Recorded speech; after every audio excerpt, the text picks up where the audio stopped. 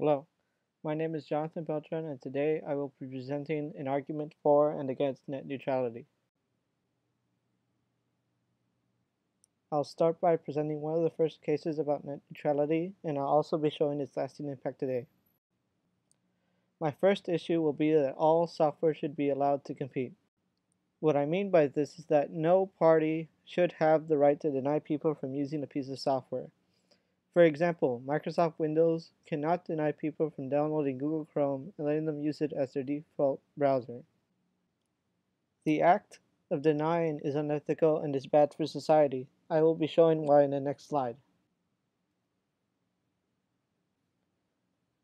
United States versus Microsoft was the case that happened in 2001 in which Microsoft Corporation argued that the OS and web browser were linked.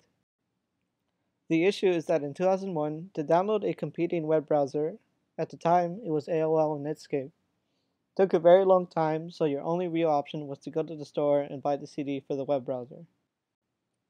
The problem is, why would you go buy another web browser when Internet Explorer already comes pre-installed and it's essentially free? This is not good for society because essentially we have a monopoly with no reason to improve its internet browser. To make matters worse, in 2001, the Windows operating system is not friendly with third-party browsing software. So even if a better web browser came out, when the user tries out the browser, the difficulties would make it no better than Internet Explorer. These next slides will show browser popularity over time. These statistics were provided by W3 School. In 2002, while the lawsuit was going out, Internet Explorer had 86% of the market share, AOL had 6%, and Netscape had 8%. 3 years later, after the lawsuit, we see more companies competing in the market, with Firefox holding 27% of the market, Internet Explorer having 60%, and then 3% being split between Opera and Mozilla. 10 years later, after the lawsuit, we see that Internet Explorer is no longer the most popular used browser in the market. And we also see that there is healthy competition in the market. The graph on the right is from last year. As you can see, Google Chrome is dominating the market. However, this is much better than when Internet Explorer was dominating the market. Not only are there more companies competing, but Google Chrome isn't restricting anyone else from competing, which is good for society. Another issue which was brought up recently was charging companies such as Netflix more money in order to keep traffic routing to their services. Failure to pay could lead to throttling the connection so users would suffer. Here are the top 10 companies which use the most bandwidth in the United States. You can think of this as television, and where you have basic packages for cable, and if you want any popular content such as HBO, or for example Twitch.tv, then you would have to pay extra. So if we've spoken about the company's perspective of net neutrality, now we're going to talk about the user perspective on this issue. Recently, ISPs have begun to introduce data caps because internet usage are reaching high levels never seen before. This increase in usage leads to increased cost in service maintenance. When Comcast introduced the data cap, users were outraged. The real problem is that more and more applications being made were becoming more data intensive. Internet usage in the United States is now around 80%, with average bandwidth increasing almost 5 times over when compared to bandwidth from 2010. And future projections show this problem is only going to get worse. A society which restricts internet usage is worse off because newer content is just going to demand more and more data.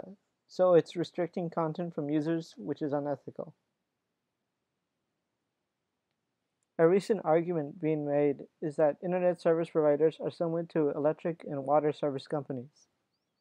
We see how this works, such as ISPs in China, where the users are being restricted content from the government, which is unethical. Furthermore, utilities have little incentive to innovate. because what you have is a monopoly, similar to the Microsoft case, which proved to be a good decision to break apart Microsoft. This next slide will show the top ISP bandwidth rates.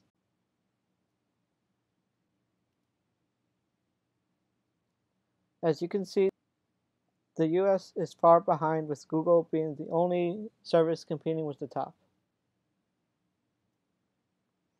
As you can see, when you compare the price for the top US service providers with the other service providers, we're receiving less bandwidth for a higher price. Now we compare your average ISP you find at home. Again, the government regulated ISPs are at the top and the US ISPs are at the bottom. And again, the cost for the US services is unjustified. Again, while we shouldn't make ISPs a public utility, we still need to regulate it to provide a fair service. Next, I will be talking about what should be restricted and what shouldn't be restricted in terms of content. ISPs shouldn't be the one allowed to decide which content is fair or not. It is bad for society when content is restricted, but up to a certain extent. Society must agree on which content to show and which content not to show. For example, in a data breach, content must be restricted from users because sensitive information such as passwords can be shown, but criticism and discussion must be unrestricted. For example, criticism against our own governments. Furthermore, ISP should protect the data of the user. One final issue of net neutrality is the anonymity of the user. ISPs should protect user data, and also ISPs have no right to distribute user data to other parties. It is bad for society when user data isn't restricted from other people. The only situation in which it is okay to distribute data is when the user has criminal charges against them and there is a warrant for it. Here are recent attacks done with the amount of user data breached.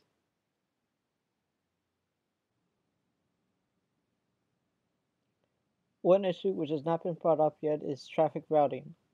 Similar to the concepts of toll roads, ISPs may charge more depending on where you're going. For example, charging you more to get data from other countries. This concept would have issues with the user data, which is no longer anonymous, and that this charge could be seen as restriction of content, both of which are unethical. All in all, net neutrality has many issues facing it with no solution in sight.